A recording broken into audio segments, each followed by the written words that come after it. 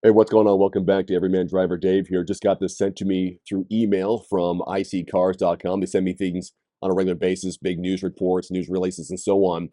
Here it is. The average used Tesla price fell more than 3 times compared to the average used car price in January. And even looking at competing electric vehicles showed Tesla dropping 4.8% versus 1.8% decline over all EVs. I have a chart for you as well.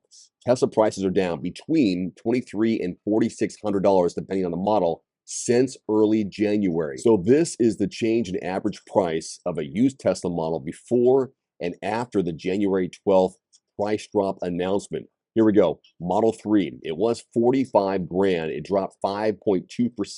The Model S dropped 5.1%. Model X almost 4%, 5% for the Model Y.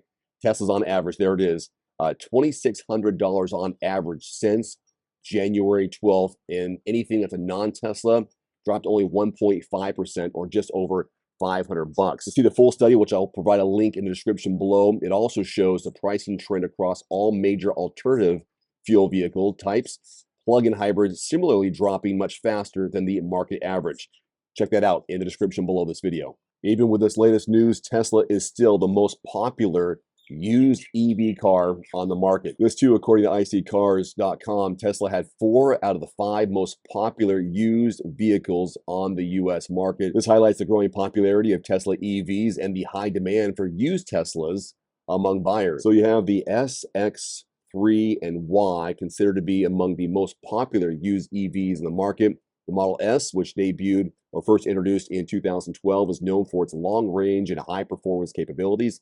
The X, a luxury SUV first introduced in 2015, has been popular among buyers who are looking for a spacious and versatile EV vehicle. A more affordable option, that's what I have, it's a Model 3.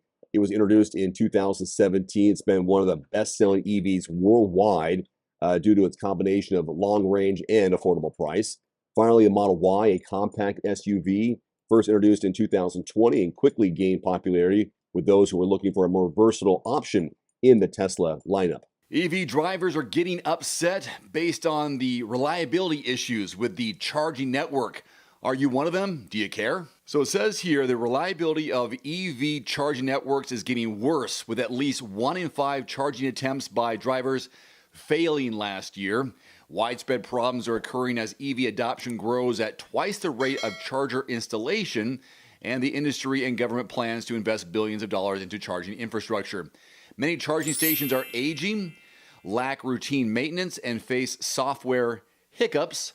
The number of failed charging attempts climbed steadily from 15% in the first quarter of 2021 to 20% in the first quarter of 2022 and rose to more than 21% by the third quarter. This, according to J.D. Power's Electric Vehicle Experience Public Charging Study. That's a mouthful.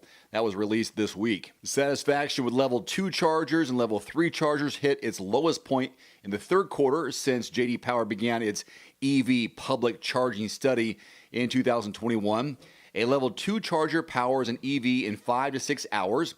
Level 2 chargers are often installed at homes, which I have one, work, or public shopping centers where vehicles are parked for a significant amount of time.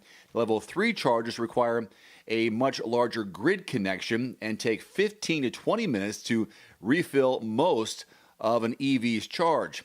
So the federal government, states, and industry stakeholders have committed billions of dollars to expand EV charging infrastructure across the U.S., but if chargers fail, that investment could be done in vain. Quote, "We can't add new chargers and let all those old ones fall into a state of disrepair.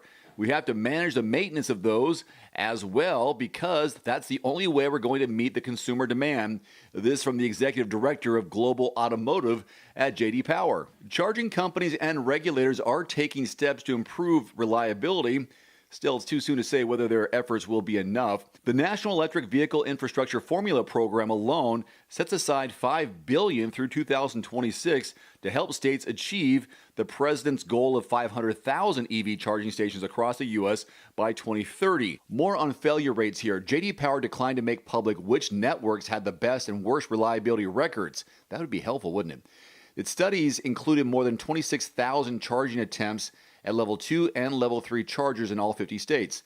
The reason for failed charging sessions range from software glitches to payment processing errors to vandalism. It says here nearly 3/4 of respondents who were unable to charge their vehicles last year said they couldn't charge because the charger was out of service. Some say the companies are failing to act quickly enough. It might be a pretty minor issue, one person said, but they need somebody to come out here and fix it. And they don't do that for 24 to 48 hours. Is this a concern? Should it be a concern? With all the money being invested, this has got to be fixed soon if we want to become more sustainable when it comes to driving our EVs. Love to hear your thoughts in the comment section below. One final note, if you are in the market for a new vehicle soon, great. Connect with your local dealership and price and test drive at least 3 different vehicles. A vehicle's strengths and weaknesses can only be discovered when you are behind the wheel. My reviews can be good, but you need to test drive these yourself. Visit quotes.everymandriver.com, select the make, model, and your zip code, and you'll get invoice pricing in your area on those vehicles. Shop smarter with price quotes at quotes.everymandriver.com. Thanks for watching. Please click subscribe and give us a thumbs up. See you next time.